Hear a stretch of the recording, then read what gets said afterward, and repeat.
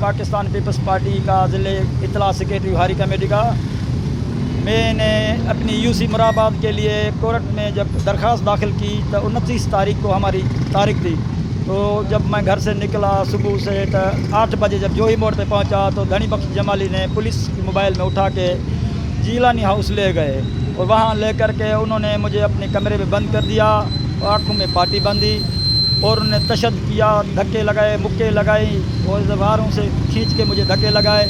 उसके बाद उसने अपने बंदूक से कहा ये मेरे मूँछ और बाल जो काटे हैं। आखिरकार मैंने गुनाह कौन सा कि अपने हुकूक के लिए अगर बात कहते हैं तो गद्दार हो जाते हैं, अगर छुप जाते हैं तो फिर भी गद्दार है। हमने गुनाह क्या किया? मैंने चेयरमैन बिलाल भुट्टो जरदारी से अपील है तो आपके अम्मी के वर्कर हैं, आपके नाना के वर्कर के साथ ऐसे जुल्म है, आप इससे नोटिस लो, गैर जानदार इंक्वायरी करो।